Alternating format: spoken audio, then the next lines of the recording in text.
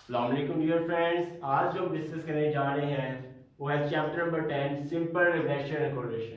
ठीक है, आज हमारा स्टार्टिंग है रिग्रेशन। इसके अंदर हम डिस्कस करेंगे रिग्रेशन क्या होती है, रिग्रेशन इक्वेशन क्या होती है, इसके अलावा रिग्रेसर प्रेडिक्टर क्या होते हैं, रिग्रेसेंट क्या होता है, इसके अलावा what is the exact relationship and what is the inexact relationship and we discuss that standard error estimate of regression क्या होता है। तो अब वीडियो को आप एंड तक लाजमी देखिएगा ताकि आपके बारे में कॉन्सेप्ट्स क्लियर हो सकें। चलिए वीडियो को स्टार्ट करते हैं। हमारा पहला टॉपिक है regression. What is regression? Simple आप लिख सकते हैं रिग्रेशन कि dependence of one variable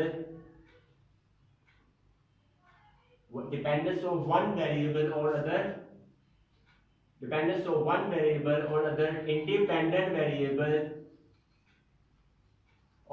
independent variable is called as regression। वहां से पूछ रहा है व्हाट इज regression। तो आपने जेब में उठाना है कि एक वेरिएबल का दूसरे वेरिएबल पर डिपेंड करना is called as regression। For example अगर हम इजी एग्जांपल देखें तो हमें याद ही होगा y is equal to f(x)। ये हर एक को याद होगा कि y is equal to f(x) होता है। ठीक है, इससे आपको डेफिनेशन बहुत आसान हो जाएगी। ठीक है, y आपको याद ही होगा। y क्या होता था यहाँ पर? y होता था डिपेंडेंट वेरिएबल। ये हर एक को पता होगा कि y क्या होता है यहाँ पर? Dependent variable. और x क्या होता था यहाँ पर? Independent variable. तो डेफिनेशन देखें क्या थी? डिपेंडेंस ऑफ वन वेरिएबल और other independent variable is called as regression. Simple definition. अगर हम मूव करते हैं नेक्स्ट रिग्रेशन इक्वेशन। नेक्स्ट हम शुरू करते हैं रिग्रेशन इक्वेशन। ये लाजमी नहीं है कि डेफिनेशन आप ये लिखें, आपके पास मेथड याद होना चाहिए, एग्जांपल याद होना चाहिए। उसी एग्जांपल से आप अपनी वर्डिंग में डेफिनेशन बना सकते हैं, लाजमी नहीं कॉपी करें। नेक्स्ट हम मूव करते हैं regression equation. What is regression equation? An equation, हमें सिंपल कहना है इक्वेशन व्हिच एस्टिमेट्स। जब आप रिग्रेशन इक्वेशन पढ़ेंगे आपके और कांसेप्ट क्लियर हो जाएंगे इंशाल्लाह। An equation which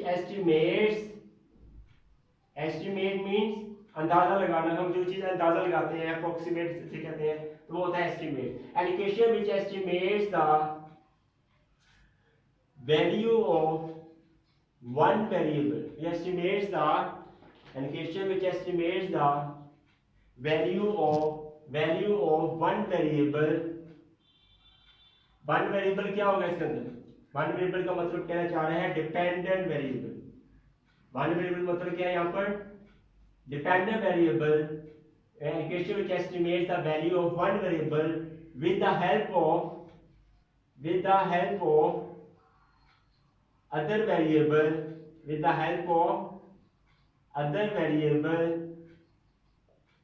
other variable कौन सा होगा? अदर वेरिएबल ये डिपेंडेंट है, दूसरा कौन सा होता है आपको बताया भी मैंने, सेकंड होता है independent. by knowing the values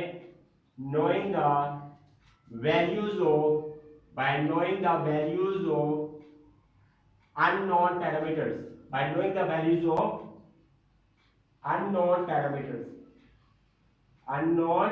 parameters। इसको डेफिनेशन समझने से पहले आपको मैं एग्जांपल दूंगा, एग्जांपल से डेफिनेशन आप बना सकते हैं। यानी एक डेफिनेशन आपको की जरूरत नहीं पड़ेगी इंशाल्लाह। अब एग्जांपल आपको बताता हूं, ये दे रहा y on x and x on y। तो दो रिलेशनशिप इसके अंदर आते हैं, एक होता है y on x, एक होता है x on y। पेपर में ये भी पूछ सकता है, पेपर में ये भी पूछ सकता है। अगर इसकी बात करेंगे तो इसका मतलब है कि y is equal to a plus bx। Is that clear? x और y की बात करेगा तो याद रखना x is equal to a plus by।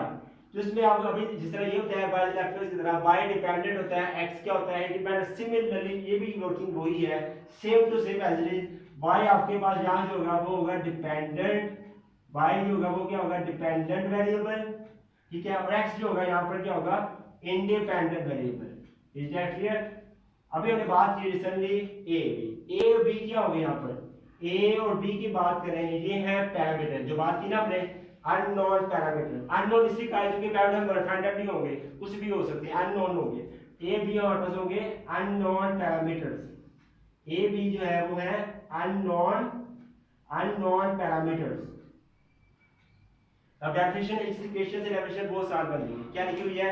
An equation, क्योंकि ये इक्वेशन है, ये बनेगी आपके पास ये एक इक्वेशन बनी हुई है, तो एन इक्वेशन विच एस्टिमेट अंदाजा लगाया जाता है, इसकी वैल्यू को हम करेंगे एस्टिमेट करेंगे, ठीक है, estimate the value of one variable with the help of other variable, यानी इसकी मदद से हम y को फाइंड आउट करेंगे bye knowing the value unknown parameter. Obviously हम सामने हमें इसकी वैल्यू पता होगी, a पता होगा, b पता होगा, y की वैल्यू करेंगे फाइंड आउट कर। This is called as regression equation. Is that clear? Next move करते हैं। पेपर में ये भी क्वेश्चन आता है, डिफरेंशिएट बिटवीन, बहुत दफा ये क्वेश्चन आया होगा पेपर में कि what is the differentiate between regressor क्या होता है, रिग्रेसर एंड रिग्रेसर। अक्सर आपको ये क्वेश्चन आया होगा कि what is the differentiate between regressor and regressor में क्या फर्क है। ये भी कभी कभार इस तरह पूछ सकता है कि प्रेडिक्टर एंड प्रेडिक्टेंड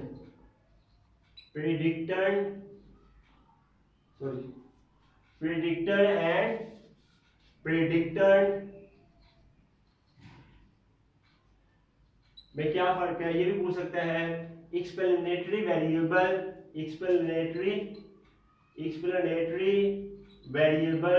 ये क्या होता है, या पूछ सकता है एक्सप्लेन्ड वेरिएबल। आपको मैं हर एक चीज बता दी है ताकि आपके कॉन्सेप्ट क्लियर हो सके। पेपर के अंदर अगर पूछ ले रिग्रेसर में क्या फर्क है, गौर से लिखिएगा। प्रेडिक्टर में क्या फर्क है, एक्सप्लेनेटरी वेरिएबल में, तीनों का मतलब एक ही है। अगर जिक्र करेगा रिग्रेसर का, प्रेडिक्टर का, एक्सप्लेनेटरी, तो याद रखिएगा जो हमारे पास जो होता है वेरिएबल, इंडिपेंडेंट वेरिएबल, ये बेशक याद रखिएगा कि हमारे पास जो होता है इंडिपेंडेंट वेरिएबल, यानी independent variable is called as regressor, predictor और एक्सप्लेनेटरी वेरिएबल। ये आपने हमेशा याद रखना है। अगर हम बात करेगा रिग्रेशन क्या है, प्रेडिक्टर क्या है, एक्सप्लेन क्या है, तो आपने याद रखना है डिपेंडेंट वेरिएबल। तो आपने कहना है डिपेंडेंट वेरिएबल। ये बहुत चीज आपको इम्पोर्टेंट है एमसीक्यूज के हिसाब से भी और क्वेश्चन के हिसाब से। पेपर में अगर पूछ सकता है what is the differentiate between regression and regression, तो आपने कहना है independent variable is called as regressor, dependent variable is called as regression. याद करने का तरीका क्या है, ये देखिए क्या लिखा हुआ है, डिपेंडेंट रिग्रेशन, ठीक है। जो डी और टी की बात है इस मतलब क्या होगा, ये होमोजेनिटी आ जाएगी। अगर बात करेगा रिग्रेसर की, तो रिग्रेसर में इधर आ जाएगा इंडिपेंडेंट वेरिएबल। तो बस ये टेक्निक आपने याद रखनी है कि independent variable is called as regressor, dependent variable is called as regression, predictor and explain variable. हमेशा याद रखिएगा। मैं लाइन ड्रा कर देता हूं, देखें, ठीक है। जो इंडिपेंडेंट वेरिएबल होता है वो होता है रिग्रेसर, प्रेडिक्टर, एक्सप्लेनेटरी वेरिएबल। आप खुद लिख सकते हैं, आपने बस ये लिखना है the independent variable is called as regressor या प्रेडिक्टर या एक्सप्लेनेटरी वेरिएबल। समझ आ गई? अगर बात करेगा रिग्रेशन की, तो आपने कहना है simple regression, dependent variable is called as regression, predictor, explanatory variable. I hope ये पॉइंट जो होगा आपके पास क्लियर हो गए होंगे। सिंपल से, इतना मुश्किल नहीं है। नेक्स्ट आगे मूव करते हैं। ये पेपर में ये भी पूछ सकता है डिफरेंशिएट बिटवीन, नेक्स्ट आगे मूव करते हैं, डिफरेंशिएट बिटवीन एग्जैक्ट रिलेशनशिप। पूछ लेता है कि एग्जैक्ट रिलेशनशिप क्या होता है, एग्जैक्ट रिलेशनशिप क्या होता है, या ये पूछ सकता है एग्जैक्ट रिलेशनशिप कहा जाए या फिर कहा जाए मैथमेटिकल रिलेशनशिप कहा जाए। बात एक ही है, ठीक है। अगर पेपर में पूछ लेता है एग्जैक्ट रिलेशनशिप, मैथमेटिकल रिलेशनशिप, बात एक ही है। ये बात क्लियर है।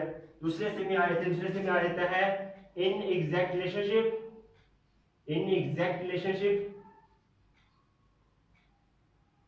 रिलेशनशिप क्या होता है, या ये भी कह सकते हैं, ये पूछ लेता है आपके पास, चले प्रोबेबिलिस्टिक, ठीक है, प्रोबेबिलिस्टिक रिलेशनशिप।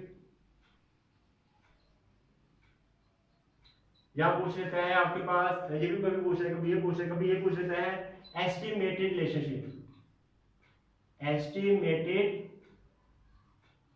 रिलेशनशिप।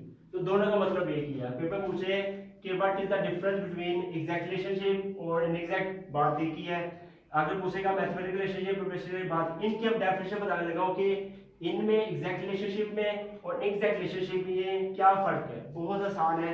अगर बात करेगा एग्जैक्ट रिलेशनशिप की, अब हम मूव करने लगे हैं, ये एग्जैक्ट रिलेशनशिप और मैथमेटिकल रिलेशनशिप दोनों सेम है, ठीक है। एग्जैक्ट रिलेशनशिप मैथमेटिकल रिलेशनशिप दोनों की डेफिनेशन एक ही लिखने लगा हूं मैं अभी। वो क्या है, आपने कहना है रिलेशनशिप, आपने कहना है a relationship which calculates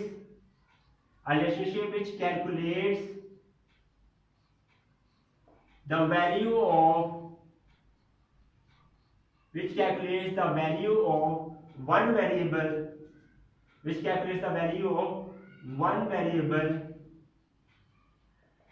one variable क्या है आपको पहले बता दिया। वन वेरिएबल कौन सा होता है, डिपेंडेंट वेरिएबल, ठीक है। आगे लिखना है आपने एग्जैक्टली, क्या लिखना है, एग्जैक्टली क्योंकि एग्जैक्ट रिलेशनशिप लगता है। Exactly with the help of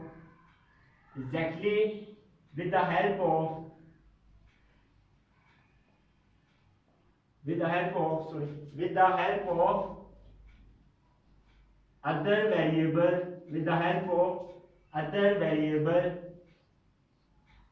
is called as exact relationship और मैथमेटिकल। जब भी पूछा जाए एग्जैक्ट रिलेशनशिप क्या होता है, मैथमेटिकल रिलेशनशिप भी होता है। आपने कहना है relationship which calculates the value of one variable exactly, क्या कहा है, exactly with that other is called as mathematical. Definition देखा जाए तो बिल्कुल सेम यही चीज है। देखिए वो चीज लिखी हुई है, एस्टिमेट कहते हैं, क्या इसमें एस्टिमेट आ रहा है, यहाँ क्या आ रहा है, कैलकुलेट आ रहा है। डेफिनेशन वो मैच कर रही है, इसमें एस्टिमेट की होती है, इसके अंदर कैलकुलेशन आ जाती है सिंपल। वो ही लिखा हुआ है with the help of other variable, वही सेम वर्किंग आपने लिख देनी है। यानी पहले डेफिनेशन को ही आपने फॉलो करना, आपके पास ये बन जाएगा। नेक्स्ट हम डिस्कस करने जा रहे हैं, अगर आप चाहें इसका स्क्रीनशॉट ले सकते हैं, ठीक है। आगे हम डिस्कस करने जा रहे हैं वो है इनएग्जैक्ट रिलेशनशिप क्या होता है।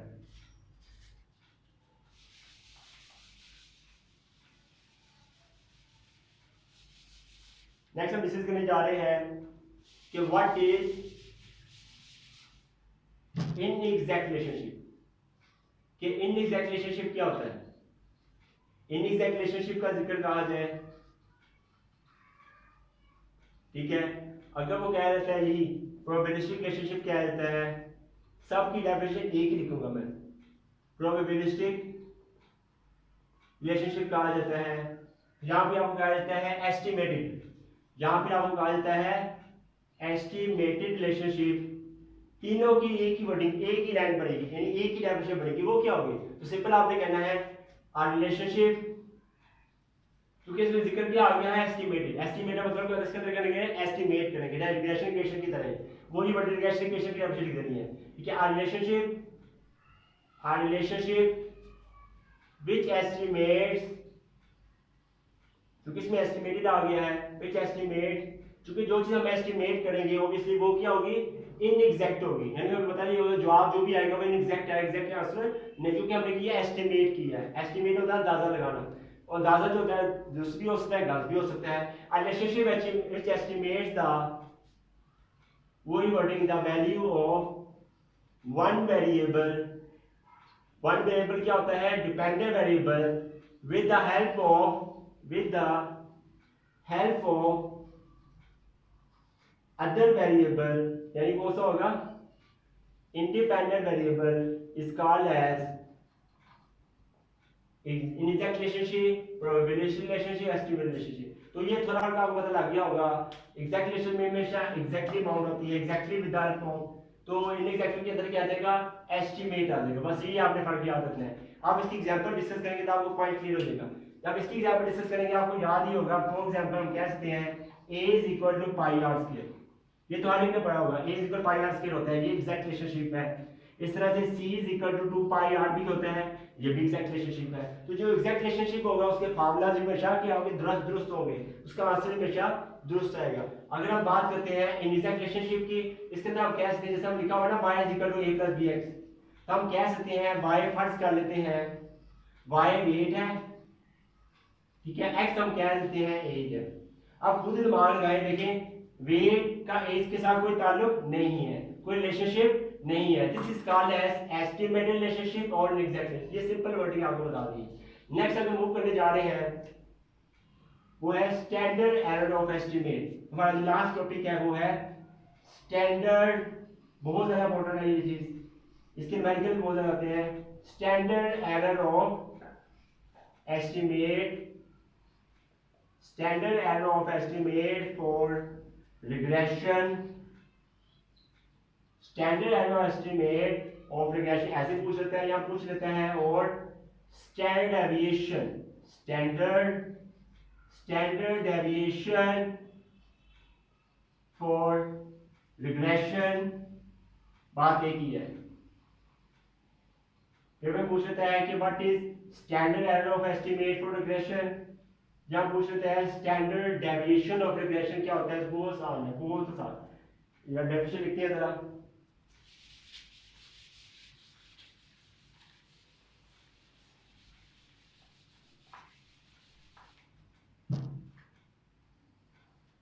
What is standard deviation of regression and standard deviation of regression? Simple आपने करना है एन इक्वेशन, आप सिंपल कह सकते हैं, इक्वेशन कह सकते हैं, इक्वेशन नहीं कहना चाहिए, आप फार्मूला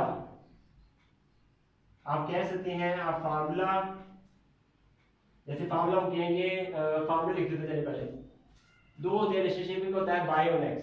अगर हम y और x की बात करें तो उसका फार्मूला कुछ इस तरह होगा s y डॉट x। समझ आ रही बात? यहाँ लिखा हुआ है y और x लिखा हुआ है ना, तो आपने लिखना है s y डॉट x, तो उसका आपके बाद लिखना है अंडर रूट ऑफ समेशन, जो वैल्यू पहले है, पहले वैल्यू क्या है y, तो यहाँ लिख देना आपने y माइनस y हैट का होल स्क्वायर लगा देना है, ओवर n लगा देना है। समझ आई बात? ये आपके पास है y, ये आपके पास वैल्यू क्या लिखी हुई है, ये है y, तो आपने क्या करना है, एक सेकंड, ये आपके पास वैल्यू लिखी हुई है वो है y, तो आपने करना है y और x का स्टैंडर्ड डेविएशन फार्मूला बताओ। आपने करना है s by x equal to under root of summation y minus y hat का होल स्क्वायर, y हैट है, ये शो करता है कैप, ये क्या शो कर रहा है, यहाँ पर कैप शो कर रहा है, ठीक है। अगर बात करेगा, ये जो फार्मूला लिखा है ये फार्मूला है बाइस्ड, ये फार्मूला कौन सा है, biased formula. Biased mean error, यानी इस फार्मूले के अंदर एरर भी आ सकते हैं। तो दूसरा फार्मूला इसका होता है अनबाइस्ड, दूसरा फार्मूला इसका होता है unbiased. Unbiased mean no error, unbiased का मतलब क्या होता है, नो एरर, जिसके अंदर कोई एरर वगैरह ना आए। इसका फार्मूला बन जाएगा s y डॉट x, जैसे आप लिख दे रहे हैं, is equal to under root of summation, ठीक है, वही ऊपर वाला लिखना है, पहले y लिखना है, y माइनस y हैट का होल स्क्वायर, हैट भी कैसे कैप भी कह सकते हैं, डिवाइड आपने कर देना है n माइनस 2। तो ये चीज आपने याद रखनी है। जो सिंपल फार्मूला होगा बाइस का वो इस तरह का होता है, पहली वैल्यू y है तो यहाँ y आएगा, यहाँ x है तो x आएगा।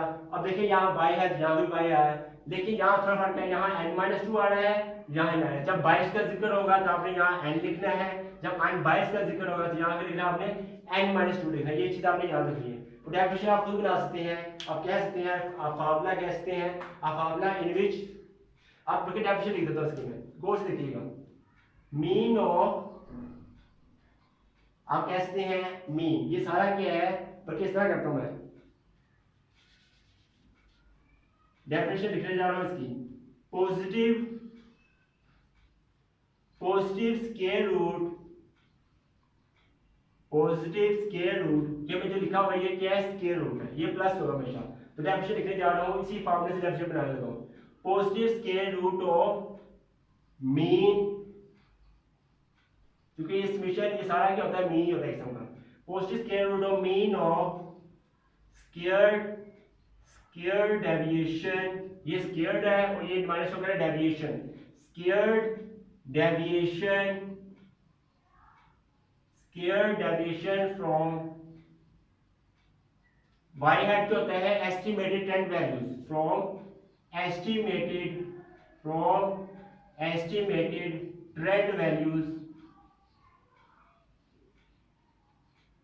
estimated values is called as standard deviation of regression or standard error of estimated regression। Simple अपनी डेफिनेशन लिख दी है। अब गौर से देखिएगा, मुझे फार्मूला बता रहा हूं, ये देखें, positive square root of mean, आपको याद ही होगा, याद है x बार क्या होता है, समेशन x और n होता है, ठीक है। मीन शेप क्या होती है, पहले समेशन x आता है, डिवाइड n होता है। ये गौर से देखो, ये शेप जो है बिल्कुल से मैच कर रही है, गाड़ी बिल्कुल सेम मैच कर रही है। अब डेफिनेशन देखिए जरा, डेफिनेशन आपने अपनी वर्डिंग में लिखनी है, positive square root of mean, ये सारा क्या है, मीन है, देखिए जरा मीन है कि नहीं, positive square root of mean of squared, ये स्क्वायर्ड आ गया, स्क्वायर्ड डेविएशन माइनस शो करता है deviation from estimated trend values, यानी बाई हैड जो है वो यहाँ पर क्या है, एस्टिमेटेड ट्रेंड वैल्यू शो करता है, इसका एज स्टैंडर्ड डेविएशन रिलेशन। ये हमने जो रिलेशनशिप डिस्कस किया है ये क्या था, बाय और एक्स रिलेशनशिप की है, ठीक है। नेक्स्ट हम जो रिलेशनशिप डिस्कस करने जा रहे हैं वो है एक्स और बाय। अभी हम डिस्कस किया है, कौन सा रिलेशनशिप किया है, बाय और एक्स को हम डिस्कस किया है। नेक्स्ट हम डिस्कस करते हैं एक्स और वाई का रिलेशनशिप। बहुत आसान, यही चीज आपने करें थोड़ा फर्क पड़ जाएगा। वो क्या होगा, एस एक्स वाई, ठीक है, पहले एक्स है पहले बाद में वाई है, तो पहले एक्स है पहले वाई आया, यहाँ पहले वाई था फिर इसके बाद एक्स, इसलिए पहले वाई आया फिर एक्स है। तो इक्वल जो आपने करना है समीशन, मैंने कहा था यहाँ वाई है तो यहाँ वाई आएगा, जहाँ एक्स है फर्स्ट में तो यहाँ भी एक्स आएगा, एक्स माइनस एक्स हैड का होल स्क्वायर डिवाइड है, वही चीज सेम टू सेम। ये फार्मूला किसके लिए बन गया, बाइस्ड के लिए फार्मूला बन गया। ये फार्मूला किसके लिए बन गया, बाइस्ड। जब अनबाइस्ड की बात करेगा आपने कर देना है X X dot Y is equal to, same वही working summation x minus X hat का whole square divide n minus 2। ये फार्मूला किसके लिए बन जाएगा, अनबाइस्ड के लिए फार्मूला बन जाएगा। ये पॉइंट्स आपको क्लियर हो गए। जब अनबाइस्ड तो बाय और एक्स का रिलेशनशिप क्या होता है, एक्स और वाई रिलेशनशिप क्या होता है, बाइस्ड फार्मूला कैसे बनाते हैं, अनबाइस्ड की सारी चीजें आपने याद रखनी है, इससे आपके मैनेजमेंट बहुत ज्यादा आसान हो जाएंगे। अब ये लास्ट में बतानी है ये चीज याद रखिएगा, इंपॉर्टेंट नोट आपको बताना लगा। लास्ट में टॉपिक है कि summation y minus y had का होल स्क्वायर जो होता है, इसमें मैं जो भी लिख सकता हूं summation y square minus a summation y minus b summation x y। हमेशा याद रखिएगा कि समीशन y माइनस y को से लिख सकते हैं summation y square minus a summation y minus b summation x y। अगर बात करेगा summation x minus x hat का होल स्क्वायर की बात करेगा, इसमें आ जाएगा summation x square minus a summation x minus B summation X Y. समझ आ गई। ये फार्मूले आपने याद रखने हैं, ये पॉइंट्स याद रखने हैं। मुझे उम्मीद है आपको सारे ये पॉइंट्स और कांसेप्ट्स क्लियर हो चुके होंगे। Thanks for watching the video. If you like this video then kindly like and subscribe to my YouTube channel। Allah